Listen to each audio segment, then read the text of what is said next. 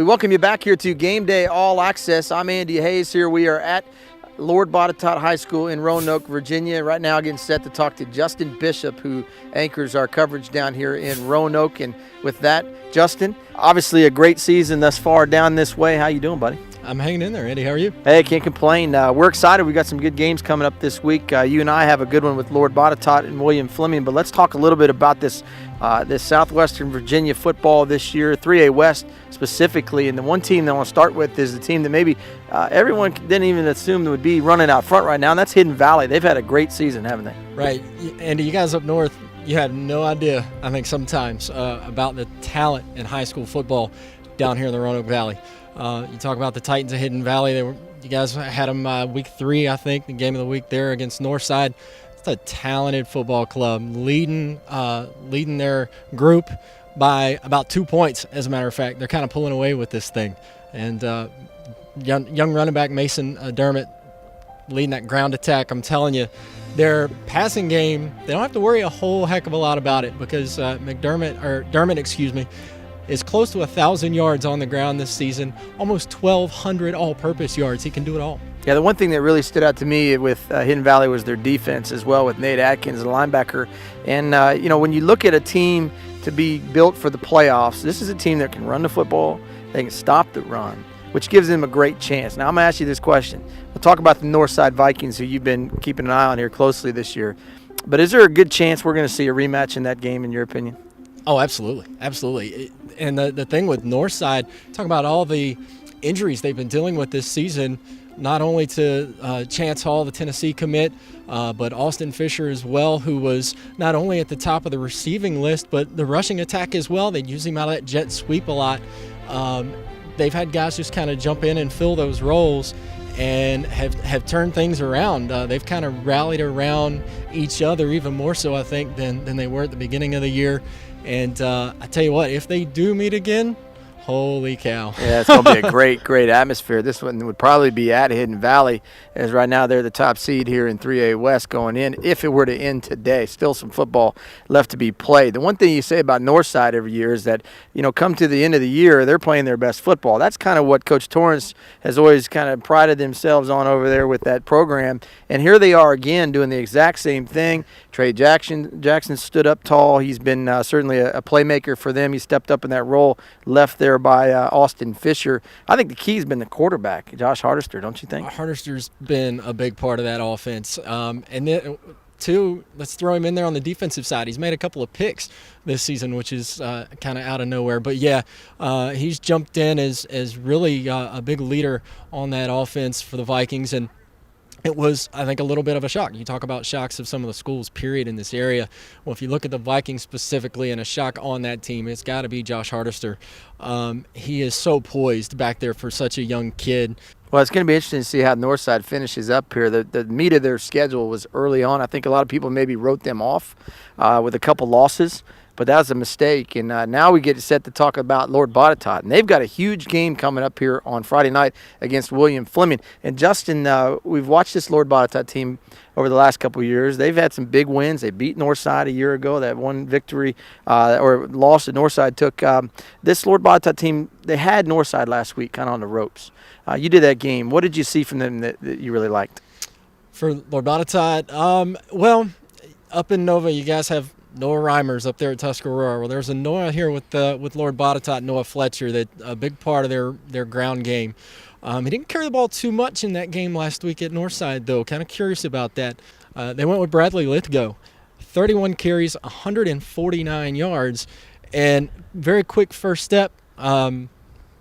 They'd be a lethal 1-2 punch if Fletcher gets some more carries this week. So that'll be interesting to see if they give him some more carries against William Fleming. They've shown to me maybe they're a little bit one-dimensional offensively. They haven't thrown the ball a whole lot this year, and it showed last week against Northside. They couldn't really get on the same page with their passing game. So it'll be interesting to see how much they've worked on that, if they have improved on that this week in practice as they get ready to face the Colonels. All right, let's talk 4A football down here in southwestern Virginia for a second. All the teams in the north have certainly been wondering about Salem. We've seen them up close in person. They're a great football team, and a lot of people in Salem believe that this is the team of old. This is the old school Salem Spartans that really could run the table and go win a state championship. Now there's some guys down in the beach area like Lake Taylor that may have something to say about that. However, they've been really impressive. Austin Cowling, you mentioned, Coleman Fox. Those guys really leading the way here. And what Salem has been able to do, they've been able to just dismantle everybody they've faced. They haven't even had a close game. Here's the question. Looking into the postseason in 4A football and 4A North football, the fact that they've played a schedule where they've been able to run away from everybody, is that going to hurt them when they get into the 4A North semis and finals where they're going to play a team like a Liberty or Eastern View that's lined up and played some pretty good competition throughout the year? You know what? That's $1 million question.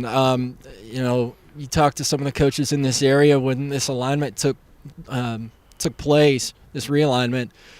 That was the big thing. It was, travel with some teams in this area got to be an issue, but, Amherst County a year ago went and played at Lake Taylor. That was a big-time ball game for them. This year had the rematch at home against, a type of opponent that they are definitely not used to seeing. So, that definitely could play a part, but that is one very talented football team in all aspects of the game. They've returned kickoffs for scores, interceptions. Cowling's doing all he needs to do behind center. When you got the guys like Coleman Fox, though, and Alex Ramsey back there, Fox, a Virginia Tech commit, just announced a week ago. Cowling doesn't have to do too much. Their defense, I guess maybe that is what we'll have to keep our eyes on more so than any other aspect of the Spartans team when we do get into the playoffs, because I think that offense is just clicking on all cylinders. So I don't, but the defense, once they see some different looks, we'll find out. That definitely could be an issue. That's going to be the big question to certainly keep a look at here as the playoffs approach, and we'll get those answers. We always do in the postseason.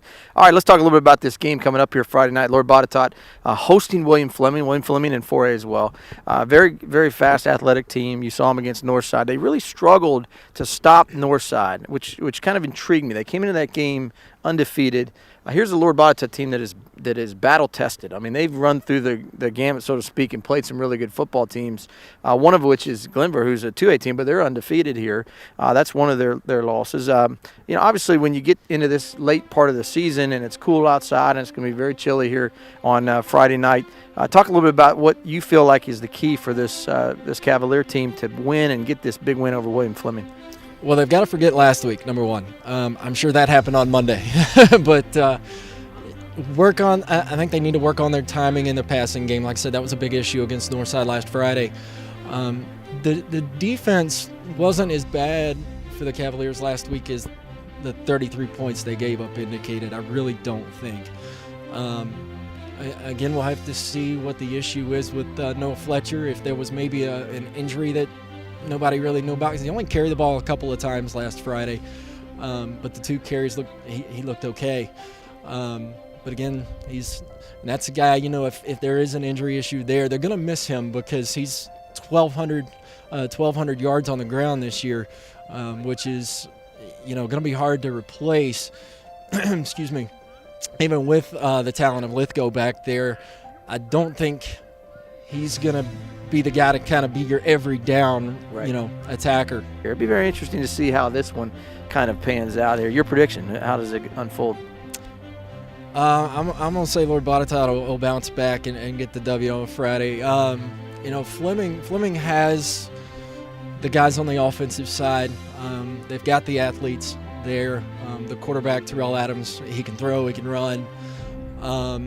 But I think the Cavaliers are going to be just a little bit too much. It may be close to start, but I think the Cavaliers will pull it out in the second half. All right, so there you go. William Fleming predicted to fall here by Justin Bishop. Now, it always helps when you have a bunch of big offensive linemen from Lord Botetourt behind the camera kind of growling at Justin. He was a little bit of afraid. It'll be cold. That's the reason, right? It'll be a great game here. We thank you for watching Game Day All Access this week as we expand our coverage down into the southwestern Virginia area.